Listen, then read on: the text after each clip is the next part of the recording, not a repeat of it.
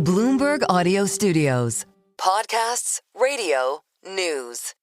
Chrystia Freeland, Canada's former finance minister and deputy prime minister, sent shockwaves around the world when she stepped down from Prime Minister Justin Trudeau's cabinet in December. She had been seen as one of Trudeau's closest allies. The way that she resigned has shaken the government to its core. Why did she do this? She was his most powerful minister. In a fiery resignation letter, Freeland blasted Trudeau for not doing enough to prepare for the challenges of a second Trump term. Her resignation set in motion a series of events that culminated in a new leadership election. Trudeau is stepping down after 9 years in office. Now Freeland is running to replace him to be the next leader of the Liberal Party, and her pitch to Canadians is there is no candidate better equipped to deal with Donald Trump, who has threatened to impose a 25% tariff on Canadian goods on February 1st. I sat down with Freeland on Tuesday in Toronto for an exclusive interview. Today, for Canada, the most significant economic fact and reality is that Donald Trump is president with a plan to change the world. And we don't need to be afraid of that. We need to have a plan to deal with it, and we need to recognize the magnitude of the challenge. I'm David Gura, and this is The Big Take from Bloomberg News. Today on the show, my interview with Chrystia Freeland, Canada's former finance minister, who's calling for a proactive response to Trump's proposed tariffs as she makes her case to be Canada's next leader. We talk about Trump's second term and what she sees on the horizon for one of the U.S.'s closest allies.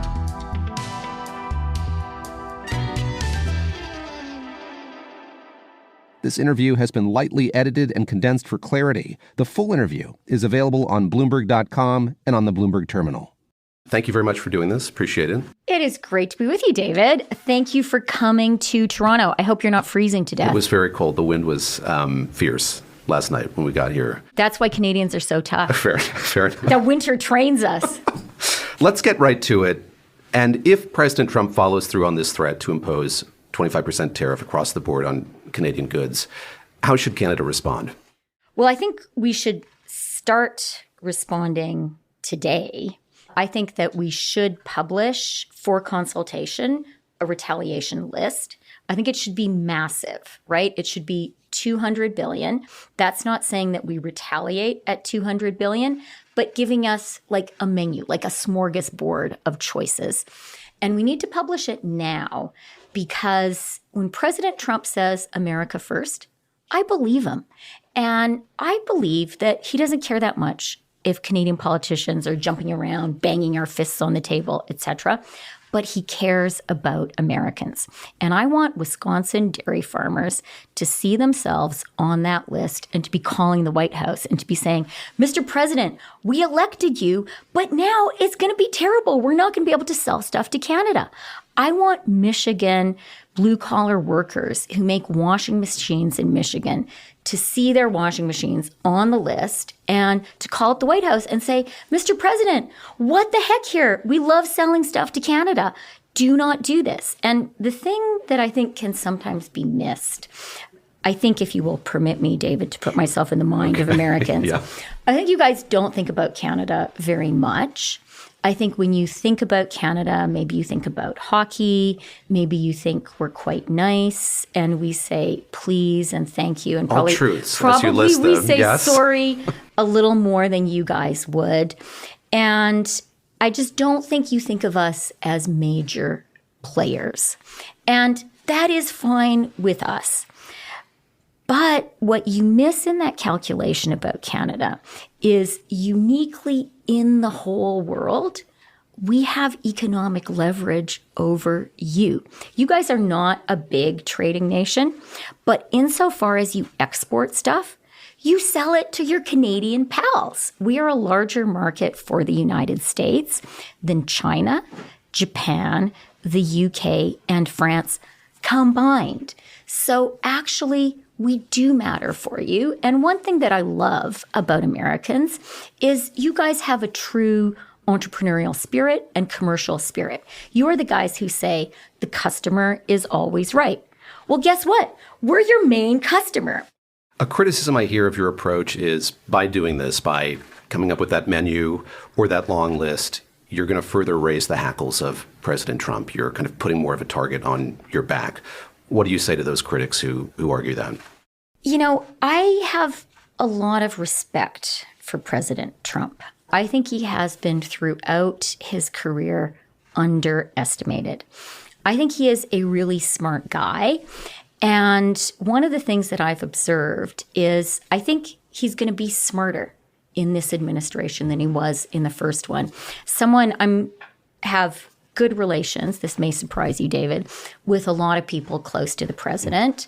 One of them actually was in my house here in Toronto for supper a few weeks ago. You're going to divulge who this is? I'm not going to tell him. No, okay. Of course I'm not going to tell you. He won't come back for supper, right? But he said, the president has spent, since the election, weeks and weeks and weeks hanging out with really smart people. And he has some really good and clear ideas. So I take the president very, very seriously as a smart guy, actually with a clear world view. I also observe his negotiating style. And what I observe, which I think everybody sees, is this is not a guy for whom weakness is attractive. I would say for President Trump, weakness is a provocation. I think capitulation is not a negotiating strategy with him. This person close to the president said to me, this was before the inauguration, he said, Trump thinks it's just great. He's going around yelling at the world, threatening the world, and countries are just tripping over themselves to pre-concede. They're negotiating with themselves. He's not even president, and they're offering him a million things. And the president, quite rightly, by the way, thinks this is great. He hasn't done a single thing, and the world is tripping over itself to give him stuff. Now, I truly believe that Canada and the United States today have a really fabulous, mutually beneficial, win-win productive relationship. And I think we need to and should have that in the future. But I think the way you get there, generally in life, but particularly with this president, is to say to him, you know what? Really pushing us around is not a good idea. Can I ask you what may be a dumb-sounding question, and that is... There are no dumb questions. Thank you. What does President Trump want? Here we are just a few days away from this February 1st deadline that he's put in place. He's talked a lot about traffic of drugs. He's talked about immigration. Do you have a clear sense of what would have to happen for him to forego putting those tariffs in place? I am not going to presume to know what President Trump wants. I think that is up to him and the very smart people around him to say. But based on, past behavior, based on what we're seeing, I think President Trump is seeking to accomplish three things. First of all, he would just like Canada to negotiate with itself as much as possible, and he'd like us to ante up tons of stuff. So that's number one. I think number two, what President Trump is trying to do quite intentionally is create uncertainty for investors in every country other than the United States. He wants to make investors, when they're thinking about where do you put the next dollar, to think, we have no idea what President Trump is going to do. We know he wants us to invest in the U.S. We don't know what he's going to do to any other country. So what the heck? Let's put our money in the United States. And that is not a dumb strategy, right? Just by saying a few things on social media, you automatically suck capital into the United States. I think the third thing that the president wants to do is encourager les autres, as we would say here. And I think that as Canadians, we think about Canada-US very much. But I know Americans, you guys don't wake up in the morning and think, hey, how's our relationship with the Canadians going? And President Trump, I do think, has clearly elaborated and sophisticated worldview of what he wants to do. And it seems pretty clear to me that he has come to the conclusion that if he can show the rest of the world how mean and tough he can be with his closest partners and allies, how much he's prepared to beat up on those really nice Canadians who throughout history have been great partners for the U.S. How do you think that's going to make the Chinese feel? So I think there's that calculation as well. But I do want to offer a positive opportunity that I think is in the president's mind as well. Maybe two positive opportunities, two positive exit ramps. The first one is, I do think the president is very concerned about U.S. security for the USA, economic security, but also national security. And in that context, kind of locking down your neighbors, locking down your continent makes a lot of sense. Locking down your continent by saying, hey, Canadians, be the 51st state. I really want to assure you, my American friends and neighbors, it's not going to work. That is going to get our hackles up, and we're going to say a stronger no than you might ever imagine. But locking down your security by saying, hey, Canada, let's work together on continental economic and physical security, you're going to find everyone in Canada saying, yeah, we'll sign up to that. And then I think there's a second exit ramp, a second win-win scenario that I believe Scott Bessent's confirmation as Secretary of the Treasury really opens up for the U.S. and for Canada. Scott Bessent is an incredibly sophisticated global economic thinker. He is a man who has a very well worked out view of the global macro, not just environment, but the global macro system. And he is someone who spent his career thinking about moments when that system changes. In fact, you could say that his investing strategy has been figure out where the imbalances are and invest there. The fact is, the global economy today is run based on the U.S. consumer. It is run based on incredibly strong U.S. domestic demand. And what that is requiring is that you guys run just like eye-popping fiscal deficits, which at a certain point surely are going to become unsustainable. In the meantime, China has been running, notwithstanding frequent protestations, this is going to change, an economic system that is based on selling stuff to the world and not having strong domestic demand. And China over and over again promises and fails to have strong domestic demand in China. I think it is entirely possible that the historic role that Scott Bessent has signed up for is to be the guy who writes those global financial and trade imbalances, a kind of Plaza Accords for our time. And Canada can be a valuable and intelligent partner for the U.S. in the effort to rebalance the global economy. But we can't do it if you keep beating up on us and like slapping us in the face. Coming up, Chrystia Freeland on her decision to resign from Prime Minister Trudeau's cabinet and how her views on tax policy have changed since President Trump won a second term. Do you feel that Canadians understand the gravity of this moment? You certainly know this Prime Minister well, have worked with him closely, and I wonder if you think that he and the government now is prepared to take the kind of hardline approach that you're advocating for here in the context of this campaign. Is your read that the government is approaching it with kind of a commensurate level of seriousness and, I guess, aggressiveness might be the word? I am absolutely certain that Canadians understand how serious this is. Like, I've been traveling around the country a lot. As you may have heard, we have a campaign for the leadership of the Liberal Party right now.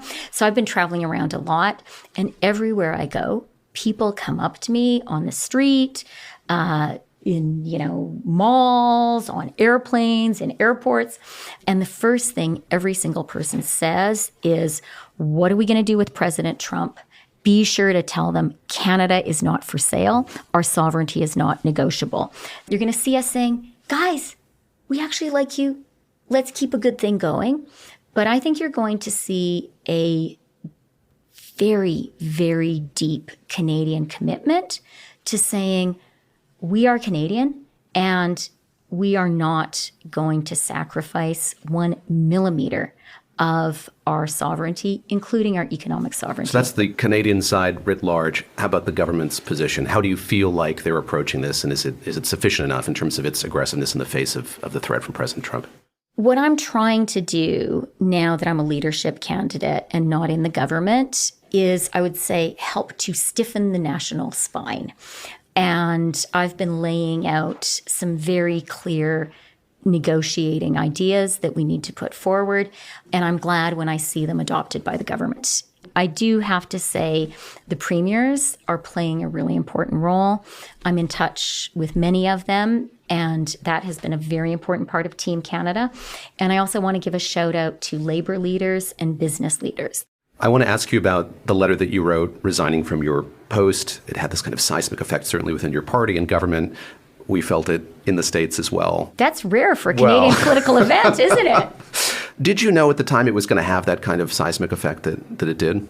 Oh, absolutely not. No. I mean, when I wrote my letter and published it, that was on a Monday. I assumed that on the Tuesday, Mark Carney would be sworn in as finance minister. And I think that's what the prime minister assumed too. Something that was in that letter was an impression that you need to do more to keep your fiscal powder dry.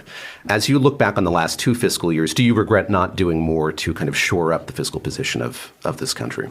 Well, as you know, David, visiting us from the United States, Canada is in an outstanding fiscal position compared to you guys. I mean, you guys are looking at deficits 7 plus. We're looking at a deficit, 1 and a bit. And we have a AAA credit rating. Our debt to GDP ratio is the lowest in the G7, hugely lower than yours. So the fundamental fiscal position of Canada is strong. What I did believe in the fall, and this conviction became stronger first with President Trump's election and then with his 25% tariff threat, was that we had to, as a country, turn all of our attention to that threat. We had to recognize that President Trump was not just blustering. I'm one of the people who takes him very seriously and sees him as a very smart guy who has a thought-out plan. That is what I saw then. That is what I see now. And so it was very clear to me that as a government, it had to be like heart and nerve and sinew, like everything had to be focused on that.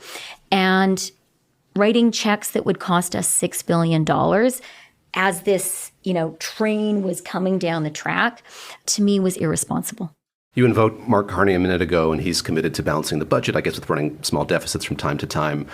Are you prepared to also call for balanced budgets? And if so, on what timeline? I believe that we need to be fiscally responsible. Absolutely. I believe that Canada's AAA credit rating is absolutely essential. When it comes to, where our fiscal position is, let's see what happens on February 1st. Because, and in the weeks to come, I do think when we talk about the impact of tariffs on Canada, I am medium term 1,000%, 1,000,000%, a Google percent confident that that Canadians will stand up for Canada, that we will get through this, and we will get to a win-win position with the U.S. To me, that is absolutely clear because that's what the economic fundamentals say. But I am also not naive about how hard it's going to be along the way. This is going to be a very challenging economic situation for us Tariffs will bring in revenues for sure. Our counter tariffs will, our retaliatory tariffs. And we need to use that money to support Canadian families, to support Canadian businesses. But it will be also an economic hit to Canada. And so I think we need to see where that goes before committing to any specific targets. I have a couple of questions about revenues, and the first has to do with the capital gains tax hike that you introduced and supported. You've since come back on that. It's not something that you support putting in place now, I gather, because of the context we're in, Donald Trump being reelected, the prospect of these tariffs.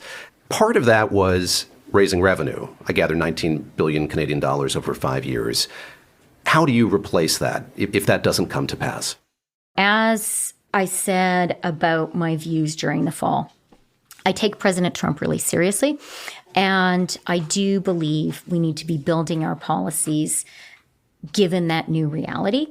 I think as Canadians, by the way, we need to see some real opportunities in that new reality. So, there are some sort of hoary old chestnuts of Canadian public policy stuff that we all kind of know would be a good idea to do, but it's just so hard. So if you were a Canadian journalist, you would know interprovincial trade, the holy grail of every single Canadian public policy thinker. Very easy to say it's a good idea, hard to do in practice. Difficult to say, period. Yeah, there you go. Interprovincial trade. And easy to get the idea, right? Like if another country is threatening trade measures against us, maybe a good place to start is let's trade with each other, for goodness sake. And so I think now, in the face of the U.S. threat, it's a great opportunity to do that. And I think you're really seeing some national will around that. I think it's a great opportunity to say, guys, we have to stop getting in our own way. We have to make it easier to build stuff fast in Canada. We have to cut red tape and get big projects built because we're going to need it. So I do want to be clear that there are some opportunities. And, in terms of where are we going to find revenue, I'm not unveiling all of my platform here today with you, David, even though I am enjoying the conversation immensely. But we have some really good ideas that I look forward to sharing with Canadians. There's a fiscal question about your about-face on that particular tax. I think there's a larger question about the way that you advocated for it in months past. So you kind of couched it in moral terms. You had a message to the wealthiest people in this country that this was something that they had to do on moral grounds. There shouldn't be hungry kids going to school, for instance.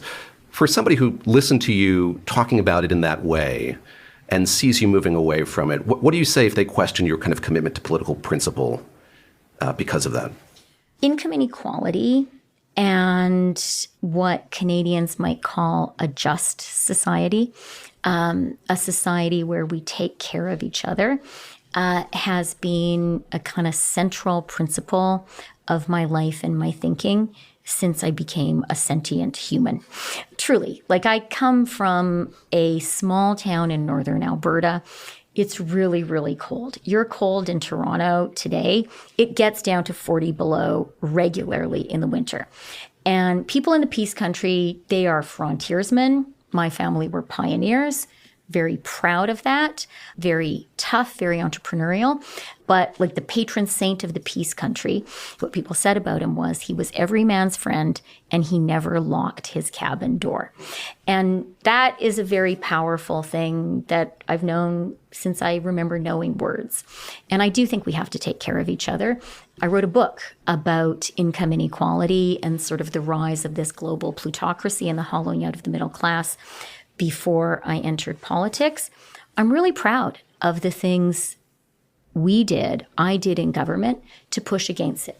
The Canada Child Benefit, a huge measure that has lifted Canadian families, Canadian children out of poverty.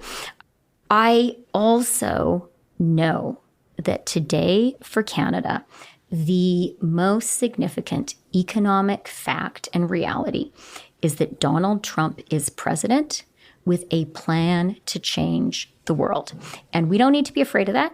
We need to have a plan to deal with it, and we need to recognize the magnitude of the challenge. John Maynard Keynes had this great line, "When the facts change, I change my mind, sir. What do you do?" And the difference between a United States with Joe Biden or Kamala Harris as president, both of them intended to raise the capital gains rate, versus a Donald Trump as president is huge for Canada. We started off in the conversation talking about one of my core understandings about Donald Trump. And that is that one of his objectives is take all the world's money. You heard that in the Davos speech, right? He was like, guys, invest your money in the United States. It'll be great. Invest your money outside the United States. It will be terrible. So he wants to suck in all the world's investment. He wants to suck in investment by Canadian businesses. And for Canadians, it's the easiest thing in the world to invest in the United States. So we right now have to fight. We have to fight for Canadian jobs.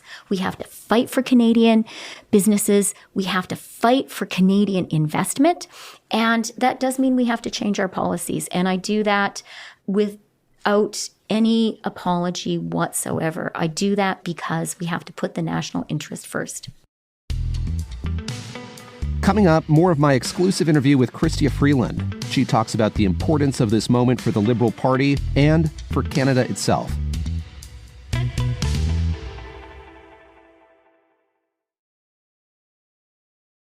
Wrapping up here, let me ask you about the Liberal Party today and what it's going through, what this campaign represents. And I guess I'm bringing my bias to the table here, but thinking about what's happening within the Democratic Party in the United States after this election. Is it a fair parallel as they think about who their base of support is, who they represent, how big a tent they have? Are you and your party going through something similar undulations? That is such an interesting question. You're the first person who's asked me that question, and I'm glad you have because I think about it a lot. And I do think for us as a party, having this leadership race is incredibly healthy. We are seeing a surge of new memberships in the Liberal Party. We are seeing a surge of interest. We're having conversations that we haven't had before. One of the things that I really believe we need to do, and I'll leave it to you to judge and your listeners whether Americans need to do it too, is where I think the right has been effective in recent months and years is in finding ways to connect with its own grassroots supporters, in finding ways to make regular people feel that they were being listened to and that they were driving what the policies would be. I would say that our party had become less effective at that. I think inside our party, we had allowed the grassroots to atrophy. As a government, we functioned in a very kind of star system, one-man band, decisions taken right at that apex and flowing down. For years. And that's not good for democracy. And, if I've been spending a lot of my time meeting with grassroots Liberal supporters and with Canadians who you might describe as Liberal curious. And the hardcore Liberal supporters, what I've heard them say is, if the only time you talk to us is when you want us to write a check or knock on a door or put up a lawn sign, don't be surprised if we're disengaged. So I see this moment, certainly for us here in the political center in Canada, in the Liberal Party, as an opportunity to, with a huge amount of energy and conviction, reinvent how we are working as a party to really listen to Canadians, to listen to Liberals, to say to them, you're the boss. You're the boss of the party. And to Canadians, you're the boss of the government. And these are kind of words that are easy to say. I think it's important to put in structures that make that the case. And so last week, I put forward some very specific proposals on reform of our party. One of them, maybe the most important one, is, I don't know about you, David, but a way to understand who your boss is to know who has the ability to fire you. And so what I have promised is if I am chosen as leader, one of the very first things I will do is say to the party membership, I want you to come up with a mechanism for a leadership review. I want you to have the right and the tools to fire me. And I can assure you, when we give Liberal Party members that authority and that power, you will have a Liberal leader who is much, much more responsive to the grassroots of the party, and you will have a stronger and better party. And you know what? You will make Canadian democracy better. Could term limits have solved this problem? Clearly, that was something that was preventing the party from thinking about who would come next and when. We are a strong and vibrant parliamentary democracy, and I don't think grafting features from a U.S. presidential system onto our own is really a good idea. No. But where I think you're driving at, I agree with, which is the leader cannot be the person who decides whether she or he continues in that role. We need to be sure the grassroots have much more authority than they have today. I think we need to be sure that caucus members have much more authority than they have today, which is how parliamentary democracies in the Westminster system work in other countries. So, and I do absolutely believe that it was wrong for the leader alone to be the person who decided whether he continued in government. Last question. How determinative are these next few weeks going to be for Canada? Yes, in the context of this campaign, but as we're facing this February 1st deadline, in your letter, you talked about the gravity of the moment. How do you see it in the context of history? Huge. I think we are at a hinge moment for Canada and also for the world. I think this is a time when that period, we had that, remember the end of history? Do you remember that? The end of history is now ended. And I would say even that rules-based international order that we built so painstakingly after the Second World War, I think that is being shaken up. The kind of peak globalization we had with China's entry to the WTO, that is being shaken up. So, the tectonic plates of the global political system and the global economy are shifting right now. And that matters for Canada. And at heart, the reason that I am running to be leader of the Liberal Party and the Prime Minister of Canada is I have a plan for how Canada can not just survive this shifting of the plates, but absolutely thrive as these plates shift, thrive because of things we do at home, but also thrive because I have a real vision of how this reordering can happen in ways that are good for Canada and good for the United States. And I know that that is something we can work on together. Thank you very much. Thank you.